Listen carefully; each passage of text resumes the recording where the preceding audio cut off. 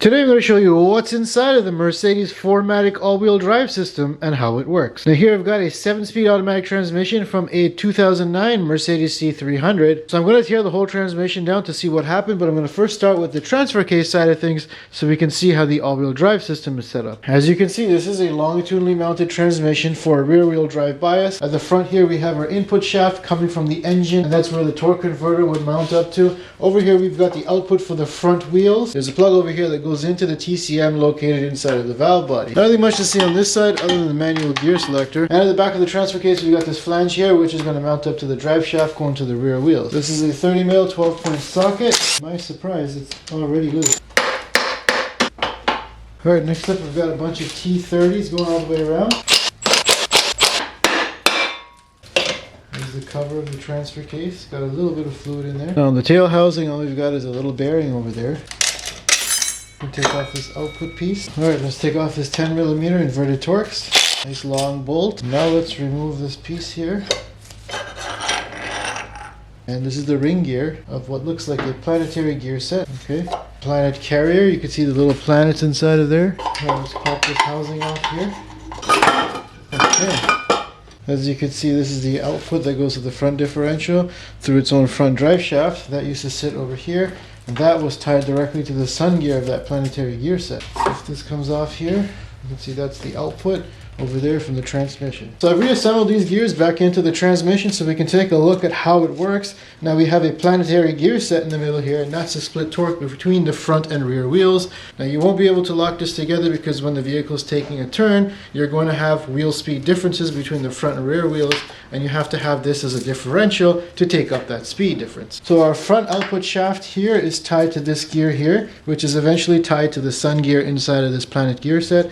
And our rear output comes from the planet carrier, which is this outside cage here that goes to the rear output shaft. And as I pull this off here, you can see this is splined to this cage over here. When I pull this one off over here, this one's got these internal splines here, which is splined to the transmission output shaft, and that's going to spin the ring gear of the planetary gear set. Next, I'm going to pull off the planet carrier.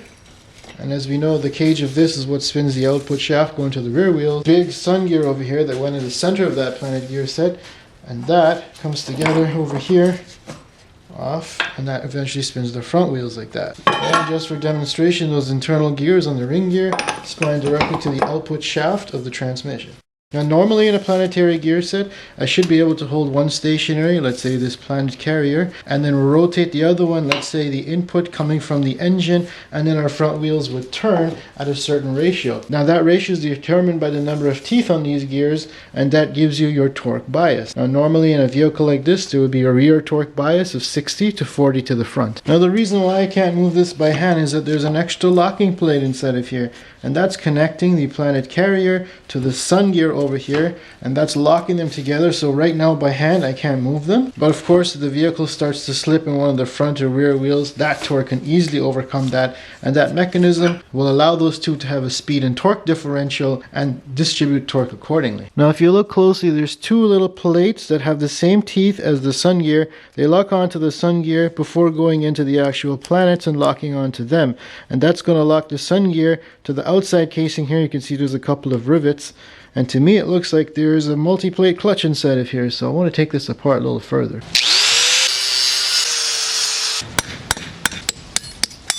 There we go. And take a look at this assembly. You can see this is basically a multi-plate clutch. This is the cover that was holding it on with the rivets. You do have a spring washer here, and that's applying axial forces to squish this multi-plate clutch assembly together so that whatever's locked in between here, which is the sun gear for the front wheels, is going to be locked to the outside tab, which are locked into the tabs over here on the planet carrier, which spin the rear wheels. Now if you look at the clutch materials themselves, you can see they're completely burnt out. You can see that the clutch material on the outside here is all gone. It's all black and burnt up on both of these clutches. They should be brown, kind of like how the teeth are on the inside here. I mean, somebody's been doing some burnouts. Now the whole reason why you've got a center differential is to allow for that torque split difference between the front and rear wheels. However, with this multi-plate clutch in the way, you're now locking that sun gear to the planet carrier, and the whole thing is going to rotate as one assembly with the same speed as the output coming from the transmission. So your front and rear wheels are now locked together and you've got that even 50-50 split as you're moving down the road. However, if these front wheels start to hit a patch of ice and they start to spin, the traction control system in the computer is going to slow those wheels down by using the brakes, and by definition the torque is now going to be transferred over to the rear wheel. Now you've got a wheel speed difference between the front wheels and those rear wheels, and this clutch is going to have to slip a little bit in order to take up that wheel speed difference. Now it's worth noting that this is a momentary slip, and that's why these clutches are supposed to last a very long time.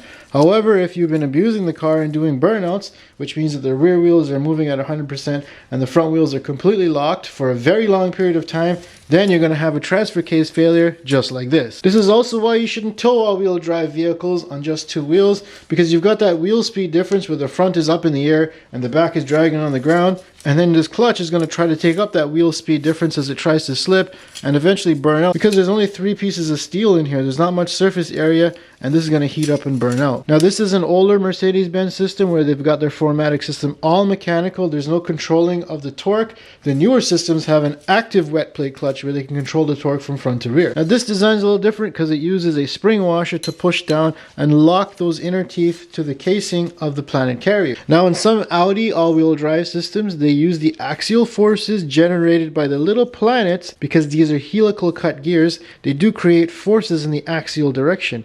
And by using that, they can have a clutch right in front here that presses up against that ring gear and lock the two together in normal circumstances for that 50-50 split. Now I do have a more detailed video on the Audi system, but at least they use forces already generated by these little Planet carriers, and that's a more robust system than using a clutch like this. I guess if this center differential clutch burns out, you're kind of more like a Subaru with an open center differential. Torque's just going to split itself front to rear depending on where the least amount of traction is, and you got to rely on the traction control system to slow those wheels down. With the transmission on its side, let's get this transmission mount. Now, a dear subscriber of ours donated this transmission. Stuck in a pile of ice in the middle of February at the bottom of a gutter. The stuff you see coming out of this transmission is not just transmission fluid, and we shouldn't judge the condition of this transmission based on the vomit that's coming out of here. Interesting, they're using clips to hold the transmission pan. Oh my goodness. Real vomit. This is all ice mixed in here. Okay, it doesn't smell as bad as it looks. There we go. There's some remnants of, looks more like coolant. I kind of regret doing this one in the garage. I should have did this outside now. Alright, let's take out some T30s. Here's the valve body, which is the brains of the transmission. We do have a plug here, which only has 5 prongs on it. Huge computer hooked up to the back here, which you do have to reprogram every time you swap transmissions. Apparently it's part of the anti-theft system, so it won't even move. I'll put this away and break it up later. Now let's get this mount off the back here. Okay, there's some T45s here to take off. Alright, let's flip this back over and make lots of mess. Next up, I'm going to work on removing this bell housing. Alright, I got a bunch of T45s going all the way around. Now I got some T30s going all the way around. Fun fact, these bolts are made of aluminum. They're very light. See if we can get the old taparoo. Pull off the bell housing, and part of the transmission is coming with it. We do have a clutch set inside of here. There's a stator in here for the torque converter. There is a clutch pack inside of here, and we do have the transmission pump. I'm going to take that apart a little bit later. This is the input shaft that comes from the engine. I'm going to go ahead and pull out this first set here. Looks like a lot of stuff is coming out. Basically the whole transmission, look at that. With the output shaft on this side. Alright, taking a look inside of there, there is one more clutch back in there. There we go. The gear for the parking pawl. It's also the trigger wheel for the transmission output speed sensor as well. And so this is 7 speeds of an automatic transmission. Let's quickly take this apart and see if we've got any more failures going on in here. Alright, looks like we got a first piston and clutch assembly with a sun gear on it. And then we have a clutch assembly over here. Moving forward, we do have a ring gear for our first Planet carrier, which is this giant piece over here. Okay, we can separate them. Great. Now on the back of this input shaft, we have a ring gear for the following planetary gear set. Snap ring. And then that ring gear pops out. Input shaft piece here pops out, and then we're left with this Planet carrier. Now if you notice, this piece here is a Planet carrier for both sides. The first planetary gear set plugged onto the outside here. The second planetary gear set uses the same carrier, and it's gone on the inside here. That interfaces with the ring gear on the back side over here. So essentially the input shaft is splined to the ring gear of our second planetary gear set, as well as these clutches here and this piston.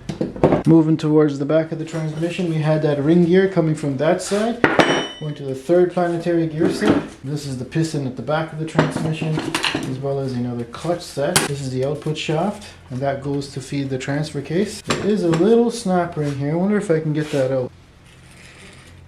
That's how you pull it out without dying. Put out a little washer here. We've got this clutch set here. Looks like we got two sun gears inside of here for another compound planetary gear set. The output shaft is connected to the planet carrier of this final planetary gear set on this side. And this last piece here has got the ring gear on the one side and the planet carrier on the other side for another compound planetary gear set. And fitting inside that are these two sun gears, which I can pop off to reveal a clutch pack. So let's start taking all these clutch packs apart. Just want to examine if there's any more damage. We'll go from the inside out.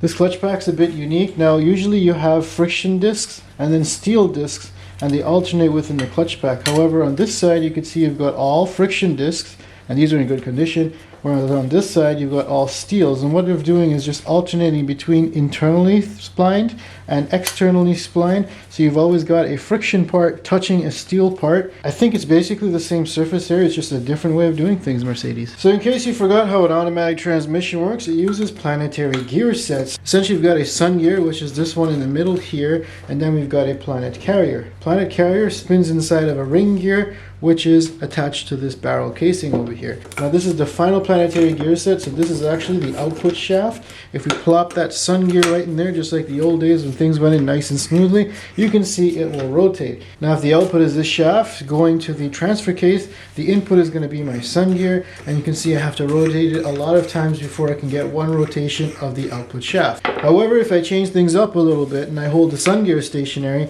I can rotate the ring gear, and you'll see I get a different ratio on the output side over there. That's how I get different gear ratios. Now this transmission's got 3 different planetary gear sets, some of which are not really worth it, like I don't need 3 reverses, and obviously I can't make my outside shaft become the engine and be the input shaft.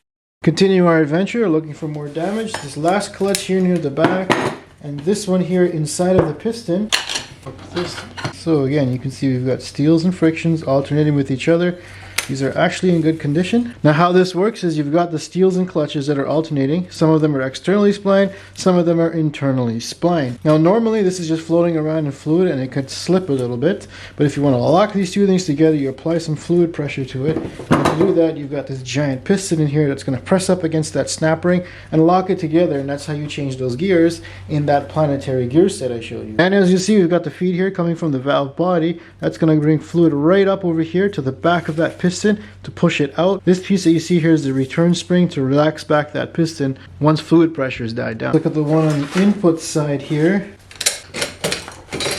Alright, everything is, there's steels on this side and frictions are on this side. Everything looks in decent shape. Last little hope here, let's check this side here. This one again, it looks in pretty decent shape. Nowhere nearly as burnt up or used up as I thought it would be. Okay, last set of clutches. This one controls the sun gear. You can see it's shiny on this side, and the clutch material is still okay and brown on this side. So the internals of this transmission are actually pretty clean, and despite being sitting in ice, there's no degradation of the materials inside of here. Let's go look at that valve body. Almost forgot, in the back of the bell housing, we've got one more clutch over here. This one is kind of used, but I wouldn't say this was slipping. Now I got some T45s to remove in here. Alright, so I busted this off here, and this is the stator that plugs onto the torque converter. These are inputs and outputs for the transmission fluid that comes in, and the pump is buried inside of here. But you can see this is a gear style pump. Fluid goes in from here, it gets squished as this gets turned over this way, and it comes out through here. This is the valve body, which is the brains. Literally there's a brain right here, which is a CPU controlled by the CAN bus system to tell stuff when to shift. It uses these electronically controlled solenoids in order to control the fluid pressures. CPU is made by Siemens, and anybody know what this thing is? Now the solenoids are responsible for redirecting fluid flow. It takes commands from these two terminals over here. There's a little coil inside, and that's going to change a valve, which is going to change the fluid direction in here, And that's ultimately what's going to control those pistons that we saw earlier and those clutches to lock up the planetary gear sets. Now with those valves gone, you can see I can lift up the whole CPU thing. This here plugs into the back of the transmission for the speed sensor. Now this entire CPU will have to be changed out or reprogrammed if you do any transmission work. It's amazing that it's only 5 prongs for it to talk to the rest of the powertrain control module. I guess it uses a CAN bus or something. It appears that these two white things are actually floats, maybe for the transmission fluid level. And maybe these two are sensors for fluid levels. Let's see if I can open this thing up a little further. It's like some sealed up circuit board. PWM. So this Siemens is officially dead. It's bleeding all over. But what's interesting is on the circuit board they have the same jelly paste that they have on those IGBTs in the hybrid cars. Like as if it was a high power electronics or you really wanted to insulate this from heat or something. The entire thing is sitting inside of transmission fluid on top of a metal substrate, which they could have machined properly and made a nice heatsink out of. Now the valve body is basically a joke. It's just a bunch of little mazes inside of here. And this one, little shim in between here. A bunch of these steel balls just dropped out. Now this here is the manual valve. It goes from park, reverse, neutral, and drive. It attaches to the side of the transmission's gear shifter. Just like a man's brain, it's very simple. However, the rest of this is honestly like a woman's brain, because you've got gear 1, 2, 3, 4, 5, 6, 7, and reverse on the solenoids, and then all this has to happen in order to change the gear ratio in the transmission. And that's a look at the 7-speed automatic transmission from Mercedes-Benz. I had a lot of fun, and it was pretty easy to take apart. You can see I've got my good collection of snap rings over here. Now, as you saw, the 4MATIC system is pretty primitive. It's very mechanical, and newer technology is coming out where these are all becoming digitally controlled in the name of fuel economy. However, if you do have an all-wheel drive car, make sure you don't do any burnouts, because you'll burn out your transfer case clutch, among other things like your driveline or differential, which could be pretty expensive. Now, make sure you support me on Patreon and subscribe if you want to see more videos, just like this one.